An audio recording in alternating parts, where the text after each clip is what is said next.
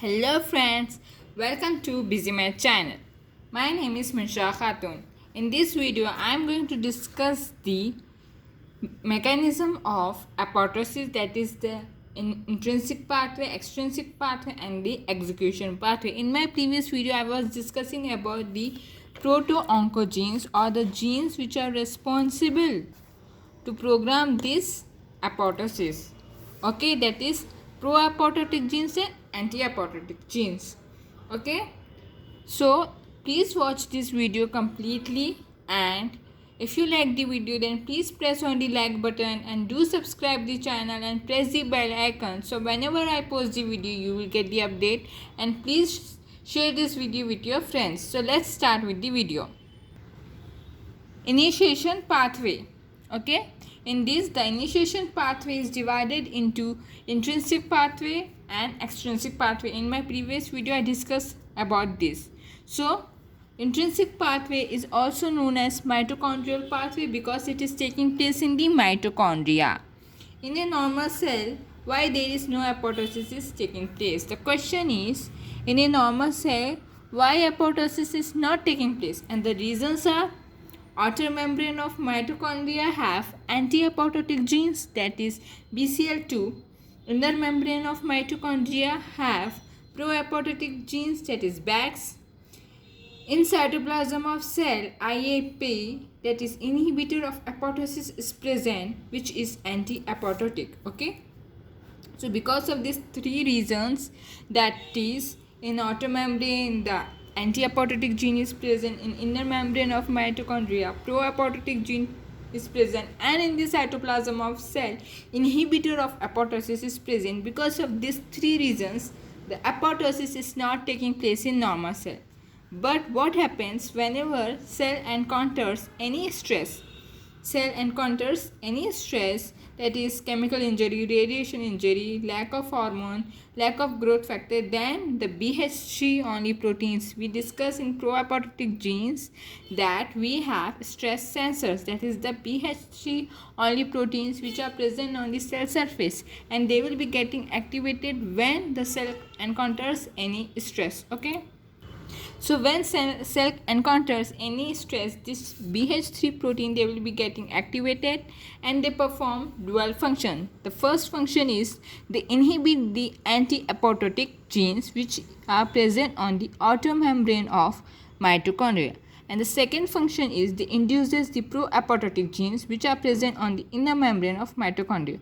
So what happened? The anti-apoptotic genes which are present on the outer membrane of mitochondria, they are getting inhibited, and the pro-apoptotic genes which are present on the inner membrane of the mitochondria, they are getting induced. Okay, so they will now getting activated. The pro-apoptotic genes are getting activated which are present on the inner membrane of mitochondria.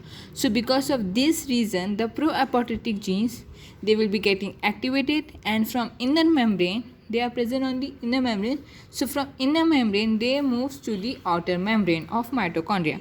When they move to the outer membrane of mitochondria, they increases the mitochondrial permeability. Because of this, on increase of the mitochondrial permeability, two events are taking place. The first event is cytochrome C leak out. Inside the mitochondria, cytochrome C is present, and this cytochrome C which is present inside the mitochondria is getting leaked out from the mitochondria into the cytoplasm of the cell. Okay, and the second event is taking place is SMAC Diablo is also leak out. SMAC Diablo is also leak out. So the first event is mitochondrial cytochrome C now becomes cytosolic cytochrome C. Okay, and this cytosolic cytochrome C which is present in the cytoplasm of cell, it will be inducing the apoptosis. How it will be inducing apoptosis? By binding with the APF1, that is apoptosis activating factor 1. Okay, so this cytosolic cytochrome C, it binds with the APF1 and forms the apoptosome. Okay, and this apoptosome, it activates procaspase 9 to caspase 9 in cytoplasm, but IAP is present in the cytoplasm, so it will be inhibiting apoptosis. So what? It will be inhibit the activation of procaspase 9 to caspase 9. So now the second event is taking place, that is SMAC Diablo is leaking out, and this will inhibit IAP. And because of the inhibition of IAP, now IAP cannot inhibit the activation of procaspase 9 to caspase 9. So now the procaspase 9 and to caspase 9, they get easily activate and they result in apoptosis. Hence mitochondria is the most important organelle in apoptosis.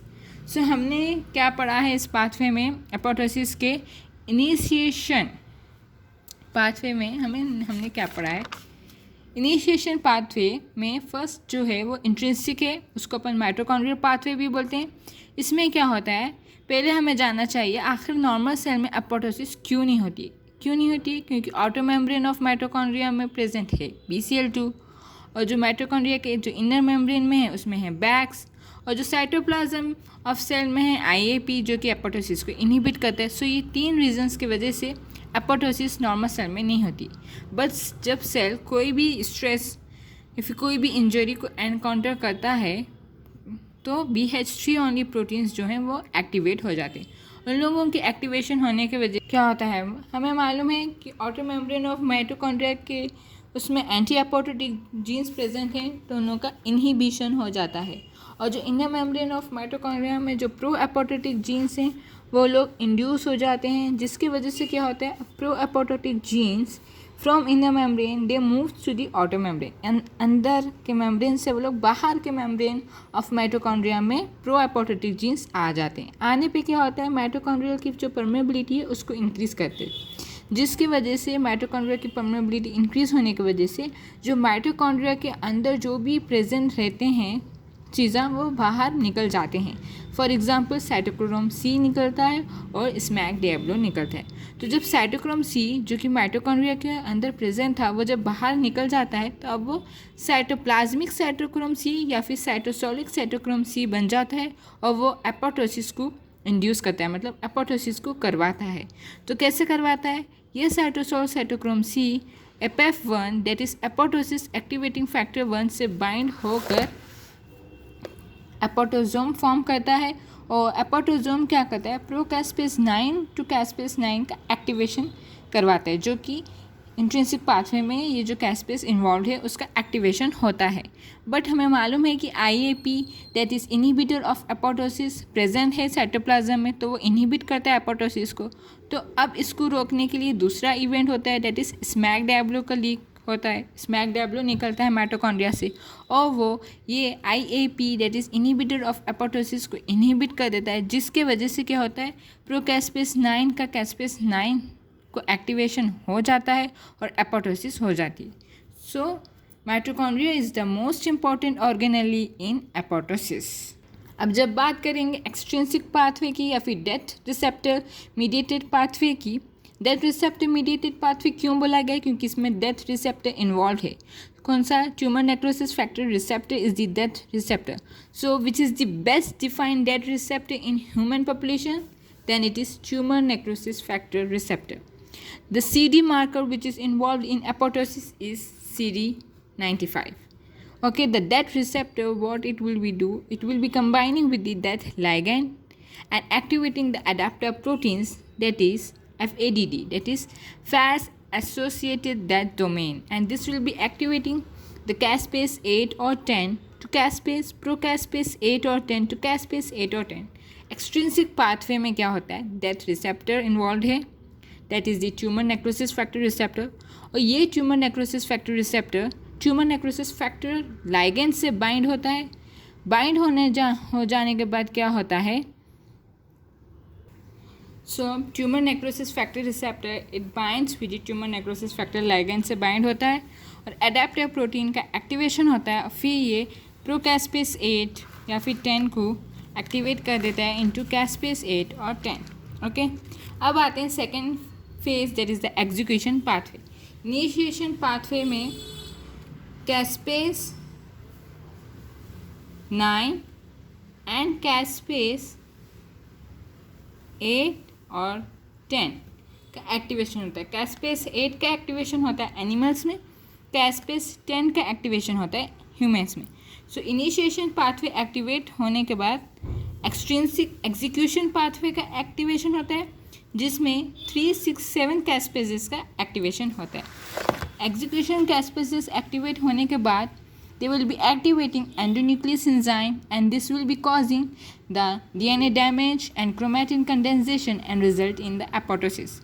Initiation pathway का activation होता है, उसके बाद execution का, उसके बाद endonuclease enzyme का, उसके बाद क्रोमैटिन कंडेंसेशन का, and then result in the apoptosis. Endonuclease will be causing chromatin condensation, and that will be resulting in the apoptosis. In my next video, I am going to discuss about the important points of apoptosis which we should be keeping in our mind, because these important points are important for both our PG exam and both for our theory exam. Okay, so these important points can be asked as MCQs. So in detail about these important points I am going to discuss in my next video. If you like this video, then please share it with your friends, and please subscribe the channel and press the bell icon, and please press on the like button and comment in the comment box. Okay, thank you.